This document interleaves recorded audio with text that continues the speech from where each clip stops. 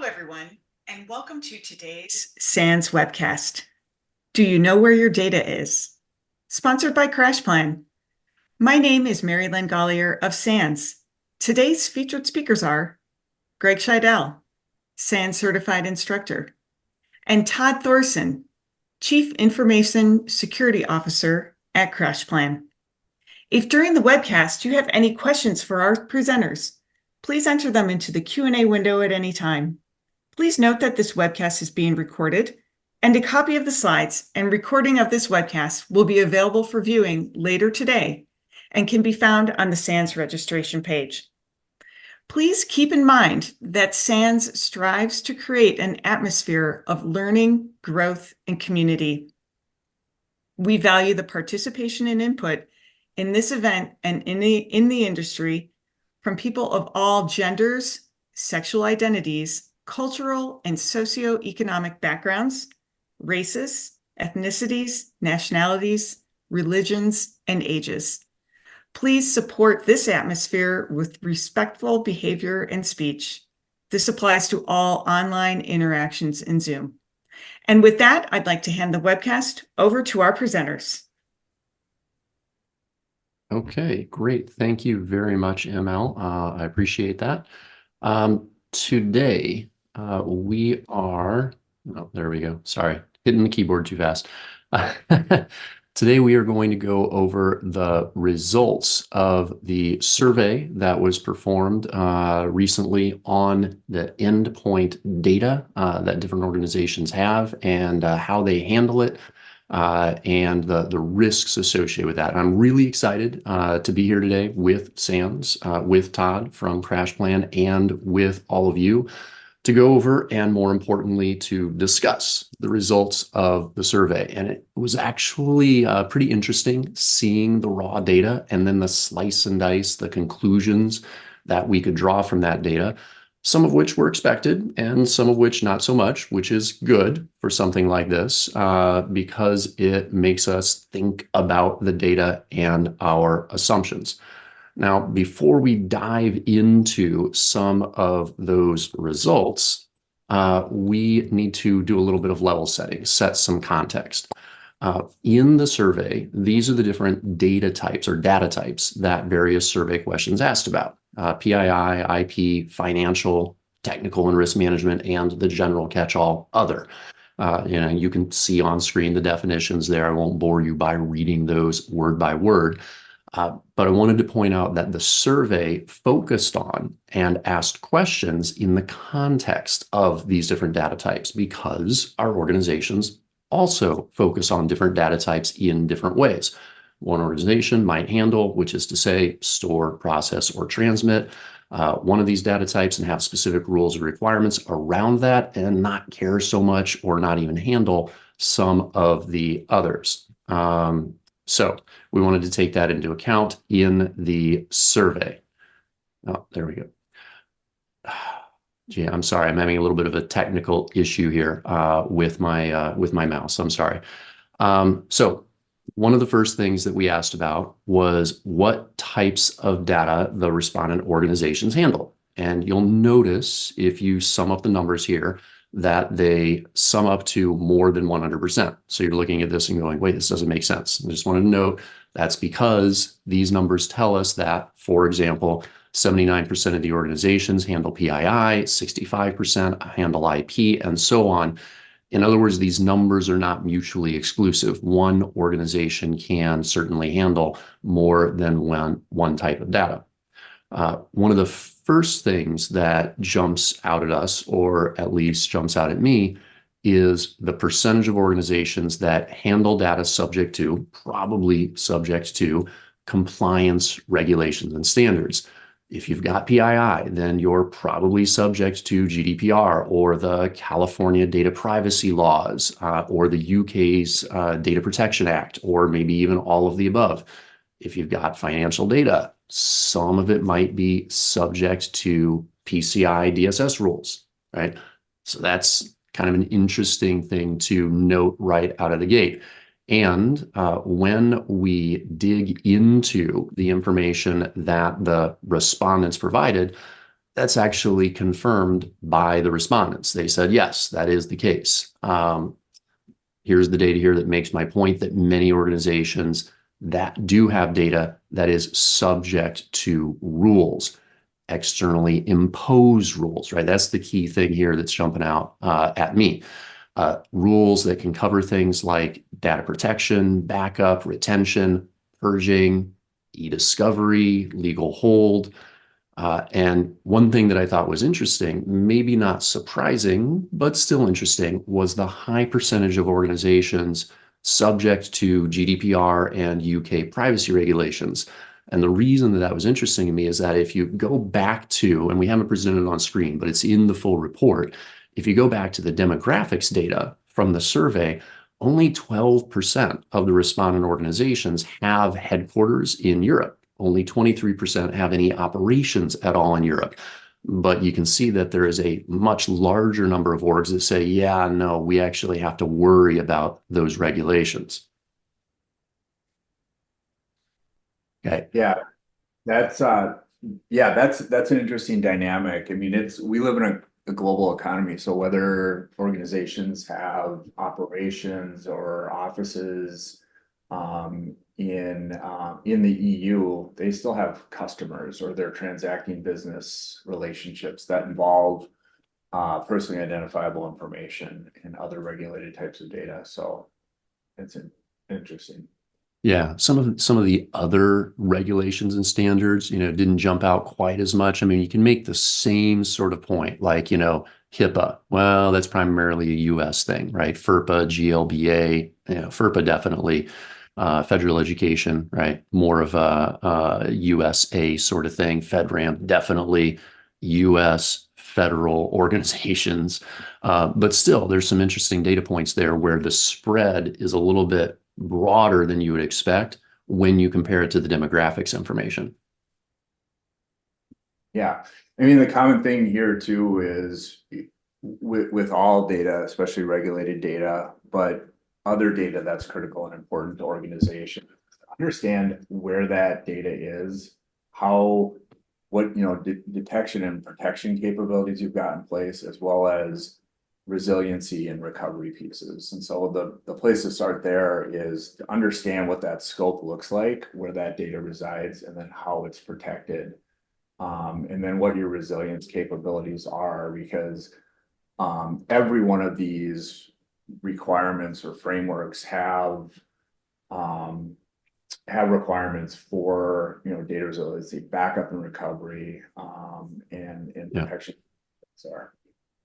Yeah, absolutely. Absolutely agree. Okay, so then the next thing that we dug into in the survey was to say, okay, do the organizations actually have policies or technical controls around copying the different types of data to the endpoints? And the reason that the survey dug into this, focusing on the endpoints, is because that's where a lot of our attack surface is. That's where a lot of our organization's risk is, right? So do the different organizations prevent or try to prevent sensitive data from being copied to those risky endpoints? And we found that, yes, a fair number of respondent organizations, you can see the numbers here, do attempt to do this, right? And Todd, I think that you've probably, in your experience with CrashPlan, you've probably seen this being done by organizations, maybe not always successfully.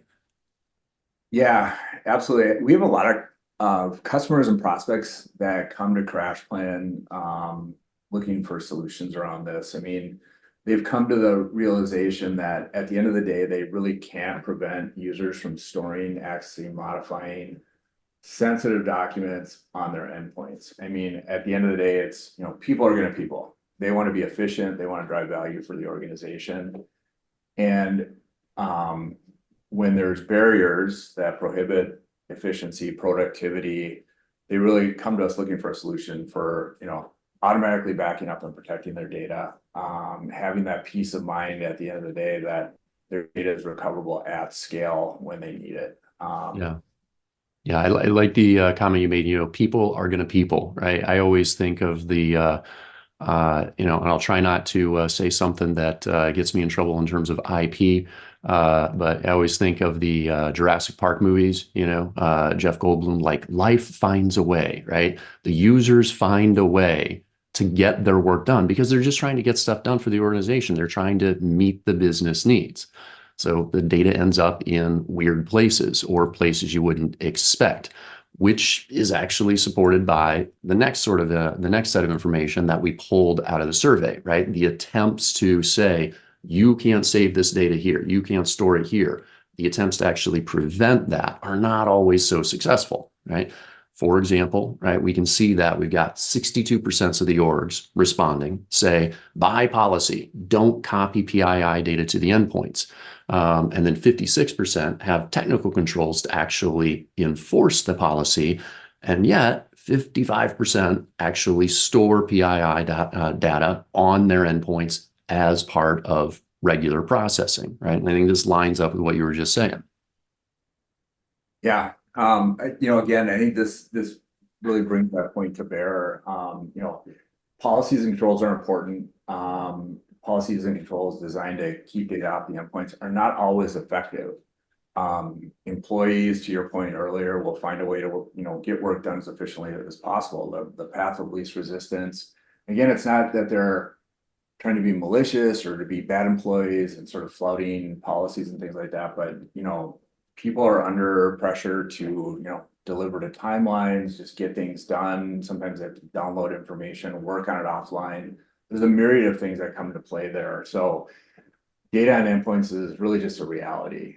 So you want to work in concert with that cultural element of your organizations and empower them to work, in a way that they're able to execute value. So having that ability to sort of back up and recover data in an automated fashion, every file, every version, is invaluable. And it's there when you need it and be able to recover at scale across the organization. Yeah, and I really like the fact that you mentioned the users, they'll save the data on the endpoints or the data on the endpoints, right? They'll do the file extract, they'll drop it there, because, that, again, tying back to the survey results, is what we see from the respondents saying, well, here's the data that's saved on the endpoints, right? And it's even worse than the data stored on the endpoints, right? The PII, going back to that example, 80% of the orgs self-assess that, yeah, whether they intend to have it or not, some amount of PII ends up getting stored on the endpoints.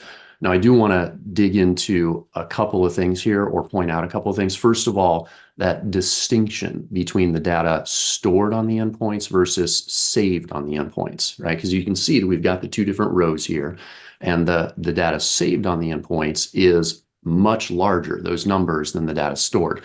The distinction there in the context of the survey is that the stored is intended to reflect the data that is intentionally stored on the endpoints as part of regular processing, as part of regular design. Yeah, we have to have it there for this business process to execute for efficiency purposes, whatever.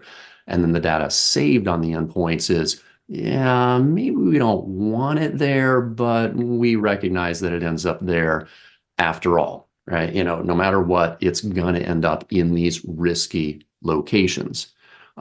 And another potential reason for the difference in the numbers here is, to be very transparent, the way that the survey questions were framed up.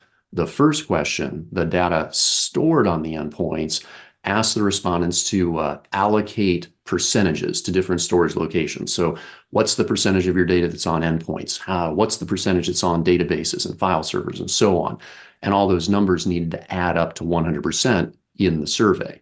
The second question, the how much data is saved on your endpoints, was just flat out asking the respondents, okay, look, how much of the data type ends up actually stored there? And the idea was to prompt the respondent, okay, what really happens in practice, which, at least speaking for myself, might lead the respondent to answer a little bit more generously, so to speak. Yeah, I think part of what this articulates to me too is like policies and enforcing policies can be tricky, and it can quickly become very complicated and unmanageable. I thought one of the things that was interesting to me was the respondent saying, yep, we've got policies, we've got technical controls in place to prevent this from happening, but you know what? We know it's there. And that's not a great spot to be in, as a security practitioner for your organizations, to have controls, whether administrative or technical, that you know aren't working well. Because when things get wrong and things get scrutinized from a process standpoint, after action reports, things of that nature, it becomes a tricky spot to be in to sort of explain, like, hey, we kind of knew this wasn't working. We knew this, we had exposure here and didn't take action around it. Yeah, and more policy and more technical control is not necessarily always the answer, right? You can see even with the data that we've got on screen here, do you have policies prohibiting copying this data type to an endpoint? Only 62% have PII, 57% IP. Like financial, that's a really good one, right? Because within financial, you could consider PCI DSS, right? And we saw that as one of the regulations that was considered in one of the previous slides. It's like, well, dude, my PCI DSS data, that shouldn't be on the endpoints ever at all. And I only have 56% of the organizations saying, oh, we prohibit that sort of information going down there. So you might immediately think, oh, well, then the other, what's the number, 43.6, the other 43.6 organizations, they need to get right on that and have policies prohibiting that. It won't necessarily drive the behavior that you want, right? You can't just throw more sticks at things. You have to have the carrots and the sticks that say, hey, we don't want you to do this. Here's why. Here's the ways that you can actually get your work done, even in the face of this policy, right? You have to work with the users. Yeah, absolutely. And that gets back to, the human side of it is, again, policies and controls are great and they're important, but on the human side of it, it's so important to, have that security training awareness and make it available and digestible in a fashion that works across your organization so that people are aware, understand what we're trying to accomplish, why we're doing things. And that sort of brings it home for the end users. Because I say this all the time, security is everyone's responsibility. The security team is charged with it, but it's end users and you have to empower and educate them so that you've got, as a force multiplier for your organizations. Yeah, I like that. And kind of the flip side of that, like you're saying, security is everybody's responsibility. Something that I will often say when I'm talking to organizations or my teams is security is here to serve the needs of the business. Right? We don't have security for the sake of security, right? We have security so that we can securely enable business to get done. So we have to find ways to make that work, right? And kind of bringing it back to the point here with the survey, we're finding that and we're confirming that a lot of the data ends up on the endpoints. We can't, from a security perspective, necessarily just, come in and say, you can't do that, right? It's going to happen. What do we do then? Yeah. That's it. It again comes back to just aligning with the culture. The culture piece for good security is really important. You don't want to position yourselves as like, hey, we're pushing this and you're going to do it, come hell or high water. It's got to work in concert with the business. So it's understanding those dynamics. And at the end of the day, business needs to get done. So security has to your point, enable and foster that environment while balancing the protection elements that come into play there. Yeah. And actually, I'm looking over at the Q&A from the folks that are on the webcast, and there's a comment that kind of ties into some of the things we're talking about here, or question. The question is, what specifically should be covered in an organization's BYOD policy, bring your own device policy? Can we provide some insights in the data stored in endpoints from this perspective? So I'll go first, Todd, and then you can riff off of that. The way that I generally approach this, like as a starting point, is to say, well, do you want to allow people to do a BYOD at all? From a security perspective, the answer might be, no, that's dangerous. It's risky, right? You have your own device that's not managed by the organization, doesn't have any of our lockdown or configuration on it. Even if it has some of that, like it's outside of our physical control, logical control, who knows what's going on with it. But kind of in line with what we're talking about with the data ending up on the endpoints, we're going to, from a security perspective, get pushed to have to support this sort of BYOD. And so we've got to find a way to make it work, right? What are our options? The first option that I would typically go to is, all right, what about a VDI type infrastructure, right? What if I set up something where I've got my, Citrix, Windows Terminal Services, VMware, whatever it is, right? VDI infrastructure you connect in. At that point, at least I know that when you're connecting up, you're not quote unquote on my network, right? Everything is just the screen scrapes, the KVM, keyboard, video, mouse information going back and forth. And, you're not directly interacting. You're basically going through this proxy, right? You can think of a VDI in this context as a proxy for all the communications on in the environment. In order to make that work from a data perspective, we also need to think about, well, what about that copy and paste? What about the clipboard that gets shared between the virtual desktop and the endpoint, right?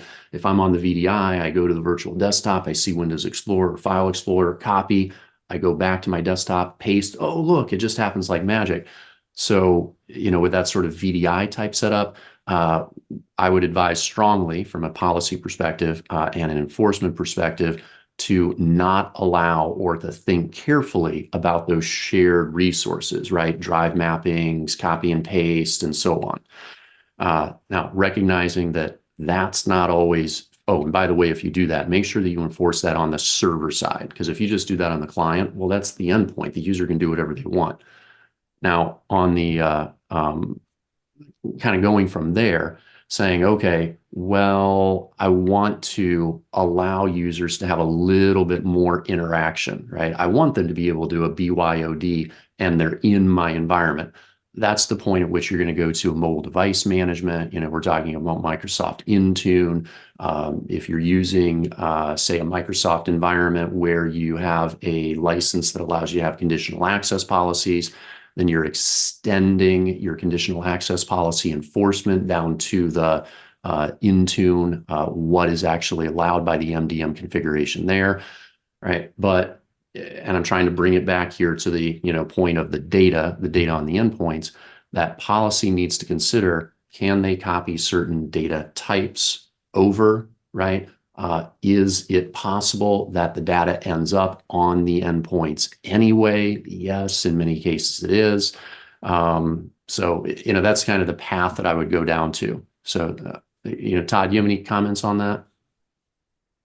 Yeah, all good points. BYOD, the one thing I would say is every organization is different. And so again, depending on what industry you're working with, what sort of data your employees are accessing and what the use cases are, but it's a real thing. And it's become more prevalent, right? We're a mobile society. We've got remote work, fully remote companies, hybrid organizations.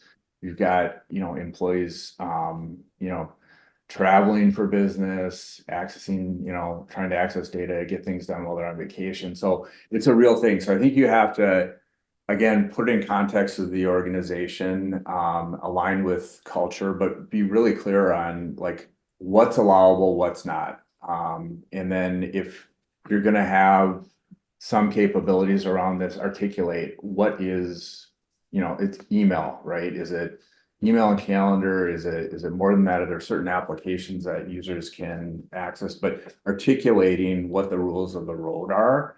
Yeah. And having monitoring in place and some of the underpinnings like two-factor authentication if they're gonna be remotely accessing certain applications from a different device, things of that nature. Yeah, and then the enforcement of it, to bring it back to a favorite topic of mine, zero trust, zero trust architecture. We need to recognize that there's always that possibility, right? That the data is going to end up there, that it's going to be exposed. We cannot have a mature zero trust architecture implementation without having some sort of endpoint control, right? Whether that be your ZTNA, SASE, I'm very carefully avoiding product names where I can here, ZTNA, SASE, client that allows you to proxy in, if the desktop, if the endpoint has the appropriate policy in place, your endpoint protection, EDR, right? Really, that's one of kind of the fundamental things with a ZTA is that zero trust architecture is you have to have enforcement of your policy on the endpoints, because a fundamental part of ZTA is trust no one, trust nothing, right? Don't allow any data to go across different security boundaries without being inspected and controlled. Well, zero trust says effectively every host becomes its own security boundary. So you've got to be able to do that. Going back to the comments in the Q&A, sorry, I missed one before from Tayab. What is the FIN data type? That was actually, we'll have the deck available to folks, and you'll be able to, or at least be able to pull down the recording. It's on the previous slide, but it's the financial, right? So the PII, personally identifiable information, the IP is intellectual property, FIN is financial data, tech is technology management or technical management type data, and then the other is our catch-all for everything else. I see another question here. How can a security analyst effectively monitor where organization data is going to go, right, in order to proactively handle any potential issues? And then right before that, what data discovery tools does CrashPlan support for data or data on endpoints? Yeah, well, Todd, you want to go ahead and take those, and then I'll speak a little bit more broadly to them? Yeah, so we have pretty effective integration capabilities. So depending on what you're using, we've got APIs that you can integrate with and align with what you're trying to accomplish from a discovery perspective. I'm looking at this other question here. Where data is going? Yeah, again, depending on how your organization's structured, if you're fully, cloud-based or you're a mix, having the right tools in place from a monitoring standpoint is really important. So, certainly on the endpoint itself, EDR solutions, MDR, are things that you want to have in place, and giving yourself visibility right across the spectrum. Obviously, email security visibility there, just monitoring where the data is going and being able to have visibility and quickly resolve the issues is really important there. Yeah. And then taking it again, a little bit more broadly, that second question, how can we effectively monitor where organization data is going? I'll tie it back into or bring it back to the idea of, zero trust or security architecture in general, right? High level, right? And this is actually potentially like a 2-hour long consulting call, but high level. The organizations, we need to have a data categorization plan or data categorization document that identifies what are the different data types that the organization cares about, right? How should they be handled? Where are they allowed to be stored? What are the rules for retention and so on? You start there, right? Then part of that is identifying, okay, what are the characteristics of the different data types? Like, simple example, social security numbers, always going to be in some form or another, 9 decimal numbers, right? You know what zip codes look like, what healthcare codes look like, and take advantage of, right? And I'm trying to stay shy of, and I usually try to stay shy of having to invest in like some big fancy DLP product. They have their place, but let's try to also take advantage of the capabilities that we have in the environment already. Take advantage of the things that are in place in the environment, that are used to transfer the data between different security zones, right? When you define a security zone, a big part of that is saying, well, here are the controls that are appropriate to that zone. Here's the data that's allowed to be in that zone.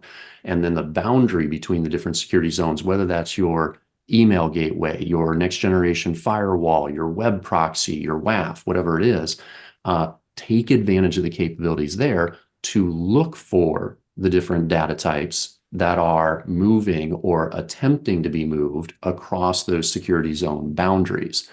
And again, bringing it back to the endpoint, Todd, you already mentioned, EDR, MDR, right? So Zero Trust says effectively every host is its own security zone. That means anything coming in and out of that host, I should be controlling or at least monitoring that data coming in and out. Take advantage of things like that in order to not just prevent, but detect when the data is coming in or out of the box, right?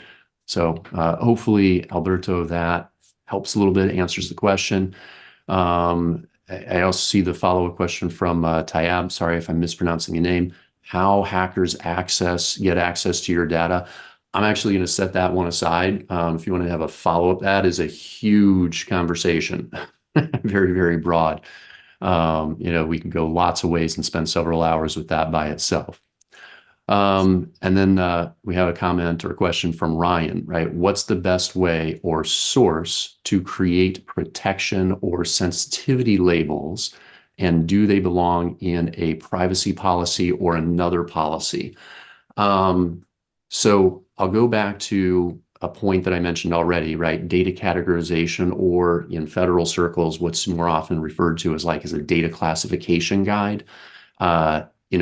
Define in your data classification guide or your data classification guide, what are the different data types, who's the owner, or the owner, and who are the data, not owners, but stewards, right? What are the rules that are supposed to be followed and so on.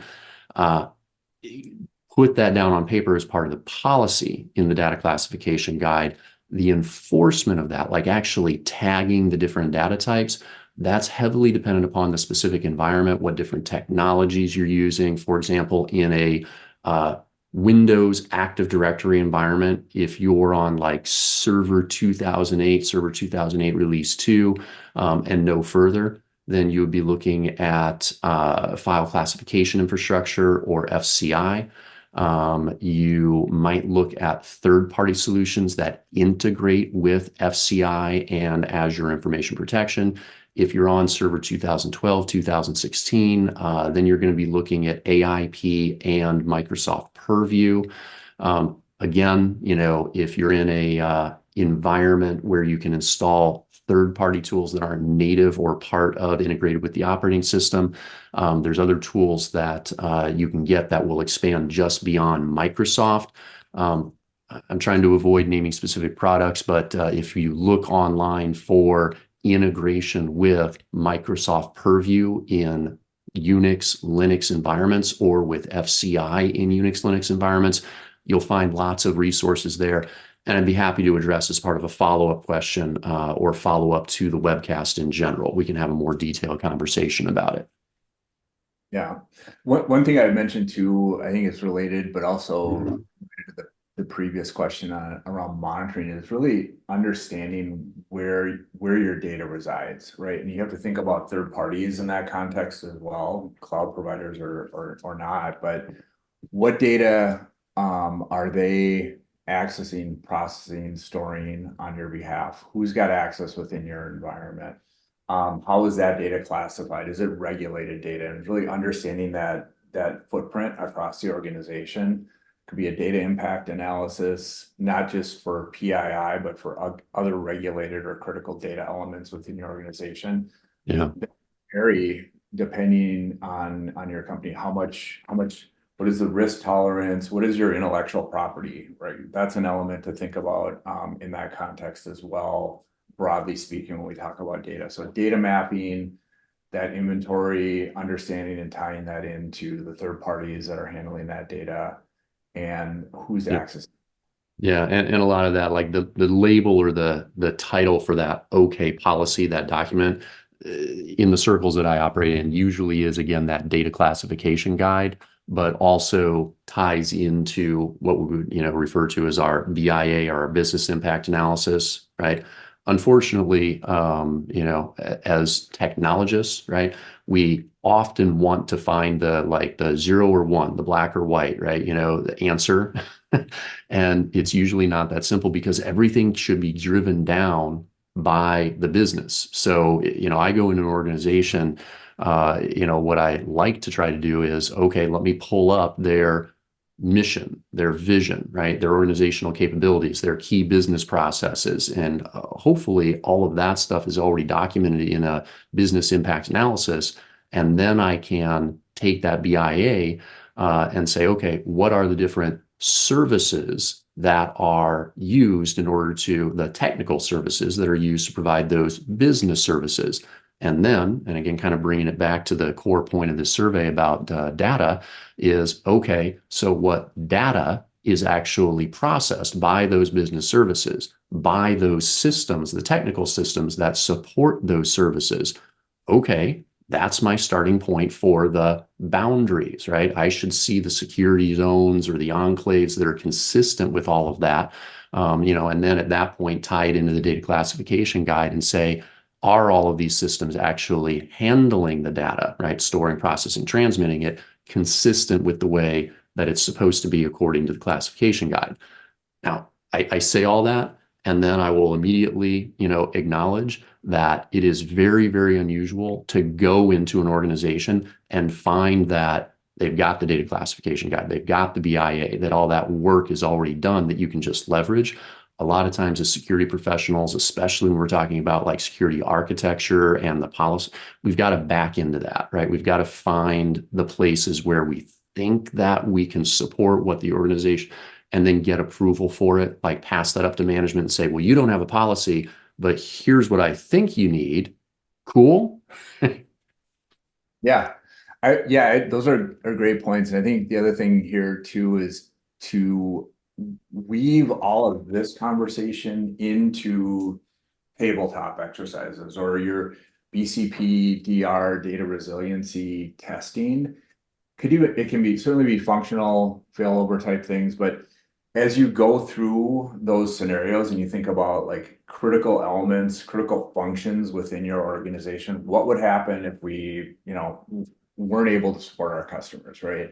What are the key critical systems that help support that function overall? And then what are the things that could go wrong? And as you walk through those elements, you're going to uncover gaps. You're going to uncover areas where you can make improvements on and better protect the organization. So everything in security is sort of thematically tied together and it sort of builds on each other, but that's another sort of great place. So inventory that data, understand where it's going, and then sort of test it out and understand where you have gaps. And if you have those TTXs, those tabletop exercises, right? You remember data classification guide, and I said there's the data owner, there's the data custodian, or the data stewards. Those folks need to, at least the custodians or the stewards, they need to be participating in those TTXs because they're the ones that understand their data and how it's supposed to be handled, right? And what's actually going on. Okay, good conversation there. Let me get to the next piece here that we had from the survey. Actually kind of ties to some of what we were already talking about, right? The risk of what would happen, if bad things happen to our data. So what we did in the survey was we asked respondents to consider potential risk for each data type. And remember, the different data types were and you can see it in the legend here, the PII, IP, financial, technical, and other. So for each one of those data types that an organization handled, we said, okay, there's 3 different types of risks we want you to consider. Your data being damaged, your data being deleted, or your data being inappropriately exposed. If that were to happen to that data type, then what would the greatest impact be? Would it be an impact to compliance where, you're not compliant anymore, here's the fine, that you have to pay? Would it be a financial impact as in, and actually with the compliance with the fine, it kind of overlaps a little bit, but more specifically, would it be a financial impact? Like, well, that data is damaged. I can't do business. I've now had an opportunity cost. I've lost money, right? Would it be a legal impact where there would be some sort of legal action or sanctions or something like that that would happen? An operational impact where the business services stop working, right? And also within operational, there's the impact of recovering that data, actually dealing with the issue and getting it back again and restoring services. That's an operational impact. Or would it be reputational or strategic, right? And the strategic, an example would be the loss of, say, strategic positioning within the organization's industry, right? I've lost that competitive edge.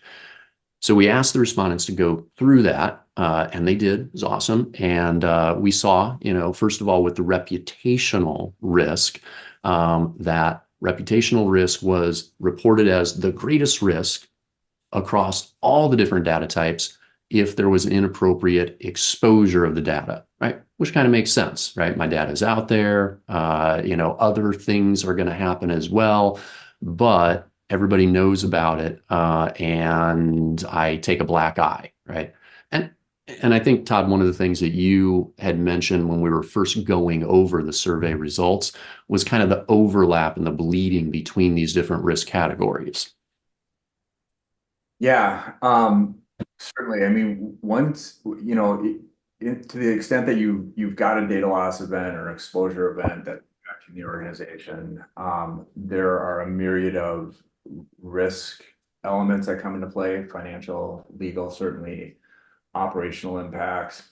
But the reputational piece is probably the most impactful in many cases. You're gonna, if you've got legal issues, you're gonna go through litigation, sort of all those things. The reputational side of it, the damage there can take years to recover and overcome as an organization. And some organizations don't overcome it. They just don't survive that. That's you go through these elements. But there's going to be, you're going to have an event. There's going to be compliance implications, certainly financial implications, legal implications, and definitely operational elements that come into play. But the reputational piece is a huge one. Right. And just because, like you can see on the graph here, the results, just because the reputational is like the top on each one of the different data types doesn't mean there aren't other impacts as well. That was just the one that was front of mind for all the respondents.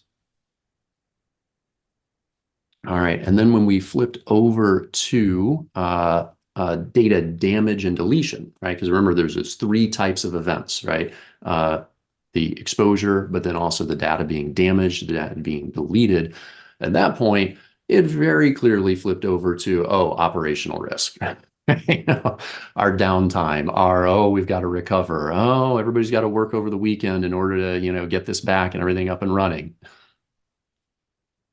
Yeah, it sucks up time and resources. As you're getting things back to an operational state, there's fallout that's going on. People are having to work out of the norm through things that maybe are manual in some cases. And so definitely operational is a big impact area as you're working through response and recovery efforts around those. Yeah. Now, I have to acknowledge, like going back to the demographic stuff, which we didn't cover in the slide deck, but, upholding where appropriate. If you look at the demographics in the survey, you'll see that a large number of the respondents are actually operating in roles that they're the ones that are going to have to deal with the operational impact. So I think there's a little bit of bias there. Yeah, they're dealing with all the fallout, right? Like they're doing their day job and they're trying to work through and get the company back to an operational state. And it can be a lengthy process and certainly take up a lot of time, energy, and effort there. Yeah. And then just to, make sure that we're being fair about covering the waterfront here, the other one that might jump out when you're looking at this data is the financial, right? If we were talking about financial data, then at that point for both damage and deletion, the respondents very clearly like, our risk is financial as well. So, just something to consider. The last piece that I really wanted to focus on for the purpose of this webcast, like call out from the survey and the survey results, was that we did also ask the respondents about a few other restrictions, that they might have in place or requirements they might have in place in the environment for things like accessing the storage, right? Or retention requirements. Do you have, right, restrictions on who can access data at certain points or in certain cases? Do you have requirements on retention? And what are those, right? How many of you have those sorts of requirements for different data types? And the restrictions on accessing storage, that's one that might not be like real intuitive to everybody that's on the webcast. So I just made sure that there was an example here, like legal hold, right?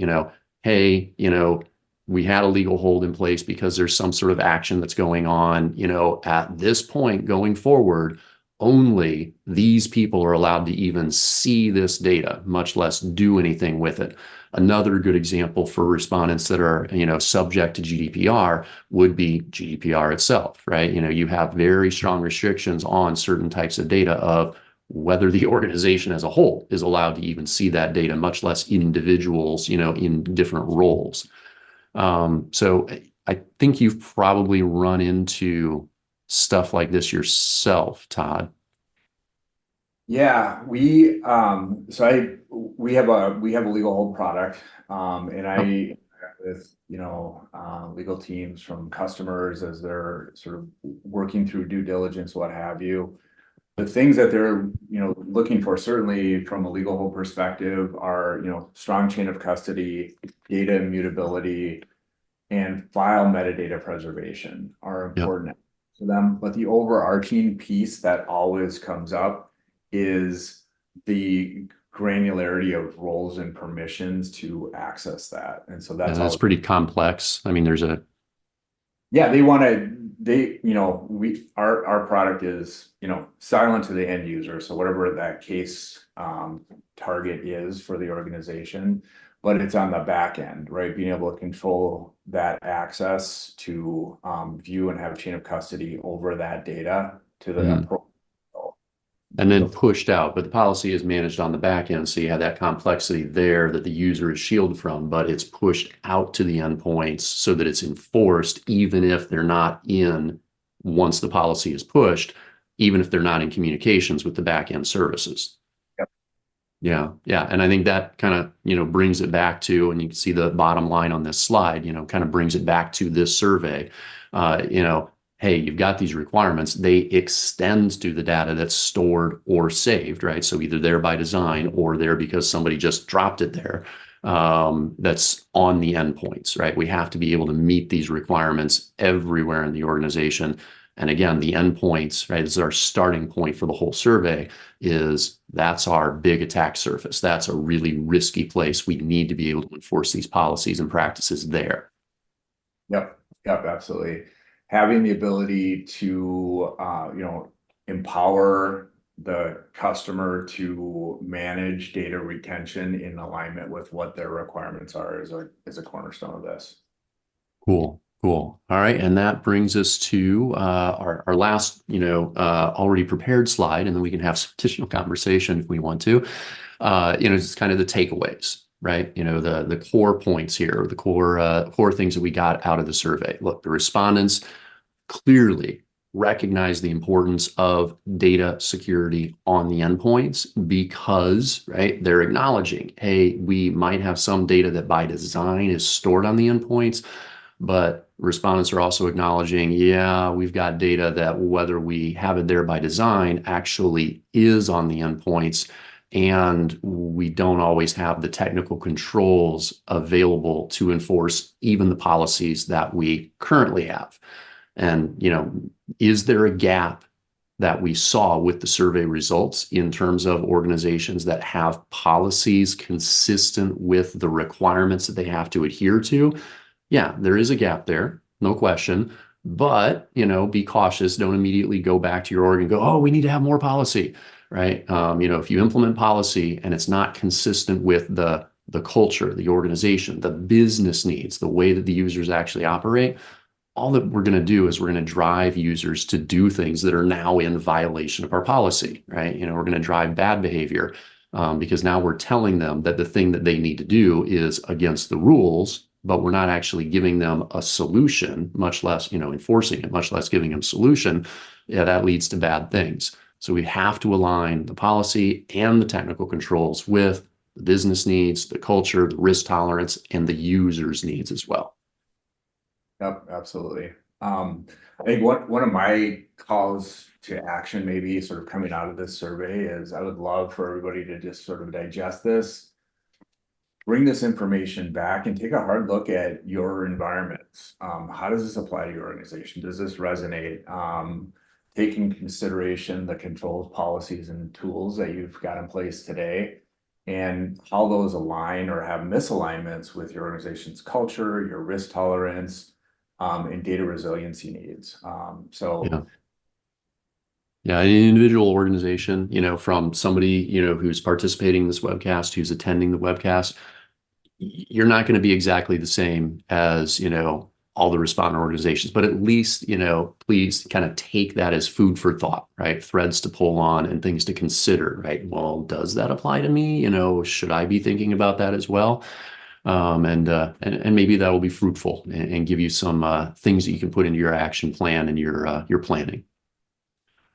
Okay, I think we're close to time, and we're at the Q&A piece of the cast, but we also had some really good Q&A during. If anybody does have anything additional, please do feel free to drop it in here in the last bit of time we have. And I think that ML, I'll hand it back to you, and you can kind of do the final wrap up. Thank you so much, Greg and Todd, for your great presentation, and to CrashPlan for sponsoring this webcast, which helps to bring this content to the SANS community. To our audience, we greatly appreciate you listening in. For a schedule of all upcoming and archived SANS webcasts, including this one, please visit sans.org/webcasts. Until next time, take care, and we hope to have you back again for the next SANS webcast. And ML, the last thing before we terminate the webcast, if there are any follow-up questions or anybody has anything, is there an easy avenue for people to do that? Follow-up questions to you? Yes, to myself or to Todd. I think it's best, is your contact info on the slide deck? I'm sorry, I didn't mean to put you on the spot. I just know that That's okay. Yeah, we had one question during where it was like, oh, we can't really get into that because that's going to be like a 2-3 hour conversation by itself. Tell you what, I'll just say it out loud and then it'll be on the recording. If you wanted to reach out to me, you can hit me up on my Gmail, which is scheidelg@gmail.com. You can get that's last name, first initial. You can get the spelling of my name at the beginning of the webcast. Todd, do you have any contact information you want to provide? Yep, absolutely. Feel free to reach out to me. My email is Todd, TODD.THORSEN @crashplan.com. Also, feel free to connect with me on LinkedIn. I love to connect. I love to network, and sort of have those conversations. So absolutely feel free. Okay, well, I think we're good. The only thing left to do then is just to make sure that we drop your contact information into the chat before we terminate the session, and we're good to go. Thanks again, ML. Sorry about the curveball at the end. No, that's okay. Great. Thank you, everybody.